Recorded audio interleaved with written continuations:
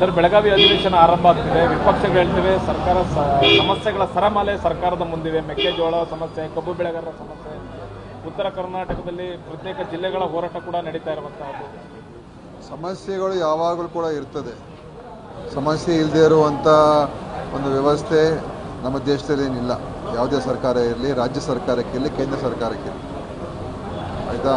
ಅದರಿಂದ ವಿಪಕ್ಷಗಳು ಸಮಸ್ಯೆಗಳು ಸುರಿಮಳೆ ಇದೆ ಅಂತ ಹೇಳುವಂಥದ್ದೇನೋ ಅದೇನು ದೊಡ್ಡ ವಿಷಯ ಏನಲ್ಲ. ಆದರೆ ಎಲ್ಲ ಸಮಸ್ಯೆಗಳಿಗೆ ಸ್ಪಂದಿಸ್ತಾ ಇರತಕ್ಕಂಥ ಸರ್ಕಾರ ಅಂತ ಹೇಳಿದ್ರೆ ನಮ್ಮ ಸರ್ಕಾರ.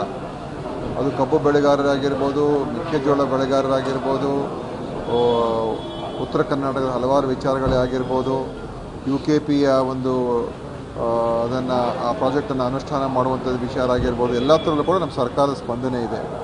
ಇವತ್ತು ವಿಫಲ ಆಗಿರುವಂಥದ್ದು ನಮ್ಮ ಸರ್ಕಾರ ಅಲ್ಲ, ಇವತ್ತು BJP ಕೇಂದ್ರ ಸರ್ಕಾರ ರಾಜ್ಯಕ್ಕೆ ಮೋಸ ದ್ರೋಹ ಮಾಡ್ತಾ ಇರುವಂಥದ್ದು, ರಾಜ್ಯದ ರೈತರಿಗೆ ದ್ರೋಹ ಮಾಡ್ತಾ ಇರುವಂಥದ್ದು. ಕಬ್ಬು ಬೆಳೆಗಾರರಿಗೆ ಸಂಪೂರ್ಣವಾಗಿ ಕೇಂದ್ರ ಸರ್ಕಾರ ನಮ್ಮ ಕಬ್ಬು ಬೆಳೆಗಾರರ ಕಡೆ ತಿರುಗು ಕೂಡ ನೋಡಲಿಲ್ಲ. ಯಾವುದೇ ರೀತಿಯ ಸಮಸ್ಯೆಗೆ ಪರಿಹಾರ ಹುಡುಕೋದ್ರಲ್ಲಿ, ಯಾಕಂದರೆ ಅವ್ರ ಜವಾಬ್ದಾರಿ ಬಹಳ ಇದೆ ಕೇಂದ್ರ ಸರ್ಕಾರದ್ದು, ಏನೂ ಕೂಡ ಮಾಡಲಿಲ್ಲ.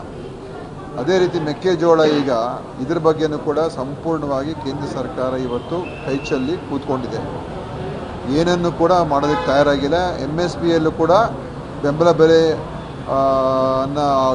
ಯೋಜನೆಯನ್ನು ಅನುಷ್ಠಾನ ಮಾಡೋದಕ್ಕೆ ಕೇಂದ್ರ ಸರ್ಕಾರ ಬಿಟ್ಟಿಲ್ಲ. ಮತ್ತು ಏನಕ್ಕೋಸ್ಕರ ಈ ಕೇಂದ್ರ ಸರ್ಕಾರ ಇದೆ? ಈ ವಿರೋಧ ಪಕ್ಷದವರು, BJPಯ ಮುಖಂಡರುಗಳು ಮತ್ತು ಕುಮಾರಸ್ವಾಮಿಯವರು ಎಲ್ಲ ಮಂತ್ರಿಗಳಾಗಿ ಎಲ್ಲೆಲ್ಲ ಕೂತ್ಕೊಂಡಿದ್ದಾರೆ. ಆದರೆ ಈ ರಾಜ್ಯದ ಜನರ ಪರವಾಗಿ ಏನು ಮಾಡ್ತಾ ಇದ್ದಾರೆ? ಅದು ಇವತ್ತು ಅವರ ವಿಫಲನೇ ಈ ಸದನದಲ್ಲಿ ನಾವು ಚರ್ಚೆ ಮಾಡ್ತೀವಿ.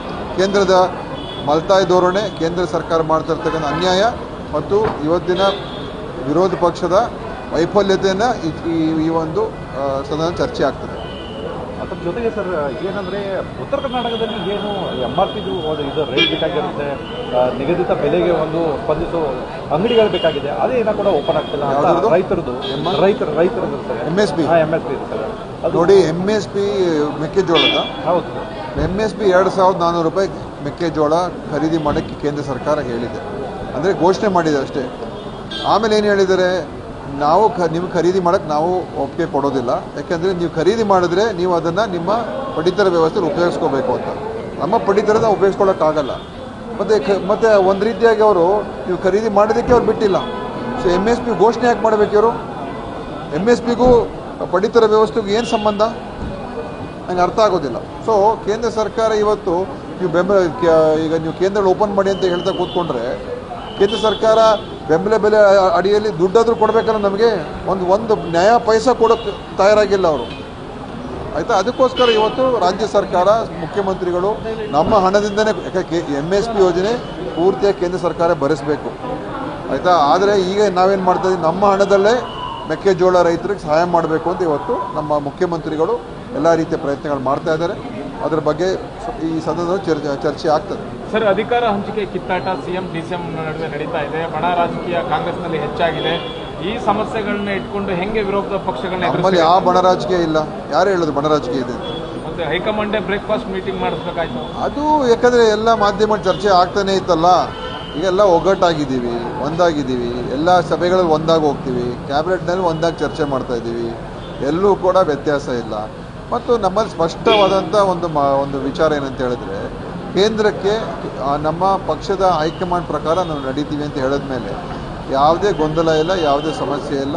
ಇವತ್ತು ಅದಕ್ಕೆ ನಮ್ಮ ಪಕ್ಷದಲ್ಲಿ ಬಣಗಳೂ ಇಲ್ಲ, ಭಿನ್ನಮತನೂ ಇಲ್ಲ.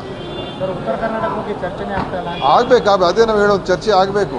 ಆ ಚರ್ಚೆ ಆದಮೇಲೆ ಗೊತ್ತಾಗುತ್ತೆ ಎಷ್ಟು ಮಟ್ಟಿಗೆ BJPಯವರು ನಮ್ಮ ರಾಜ್ಯಕ್ಕೆ ಮೋಸ ಮಾಡ್ತಾ ಇದ್ದಾರೆ ಅಂತ. ಆ ಚರ್ಚೆ ಆದ್ರೇ ಗೊತ್ತಾಗ್ತದೆ. ಸರಿ, ಅವಿಶ್ವಾಸ ನಿರ್ಣಯವನ್ನು ಮಂಡಿಸ್ತೀವಿ ಅಂತ BJP ಹೇಳ್ತಾರೆ. ಯಾಕಂದ್ರೆ ಸರ್ಕಾರದಲ್ಲಿ ಒಬ್ರಿಗೊಬ್ರಿಗೆ ವಿಶ್ವಾಸ ಇಲ್ಲ, ಸಚಿವರುಗಳು ಬಣ ಆಗಿದೆ. ಹಾಗಾಗಿ ಅವ್ರು ಏನಾದರೂ ಅವಿಶ್ವಾಸ ಮಂಡಿಸಿದ್ರೆ ಅದು ಯಾಕೆ ಮಂಡಿಸ್ತಾರೆ ಅಂತೇಳಿ ಒಂದು ಚರ್ಚೆ ಮಾಡೋಕ್ಕೆ ಅವಕಾಶ ಸಿಗ್ಬೋದು ಅಂತ ಮಂಡಿಸ್ಬೋದು ಅಷ್ಟೇ. ಇಲ್ಲದೆ ಹೋದರೆ ಇನ್ನು ಬೇರೆ ಏನು ಕೂಡ ಅದರಿಂದ ಸಾಧನೆ ಮಾಡೋದಕ್ಕೆ ಏನೇನು ಕೂಡ ಇಲ್ಲ. ನಮ್ಮಲ್ಲಿ 1% ಕೂಡ ನಾವಲ್ಲಿ ಹಂಗೆ ನೋಡೋಕೆ ಹೋದರೆ ಅವ್ರ ಪಕ್ಷದಲ್ಲೇ ಬೇಕಾದಷ್ಟು ಭಿನ್ನಾಭಿಪ್ರಾಯಗಳಿದೆ, ಆಯಿತಾ. ಅಶೋಕ್ ಅವ್ರನ್ನ ತೆಗಿಬೇಕು ಅಂತ ಒಂದು ಗುಂಪಿದೆ, ವಿಜಯೇಂದ್ರನ ತೆಗಿಬೇಕು ಅಂತ ಇನ್ನೊಂದು ಗುಂಪಿದೆ, ಆಯಿತಾ. ಅವರಲ್ಲಿ ಒಣ ರಾಜಕೀಯ ಬಣ ರಾಜಕೀಯ ಎಲ್ಲ ನಡೀತಾ ಉಂಟು. ಸೊ ಅವ್ರು ಸ್ವಲ್ಪ ಅವ್ರ ಮನೆ ಸರಿ ಮಾಡಿಕೊಂಡ್ರೆ ಸಾಕೀಗ.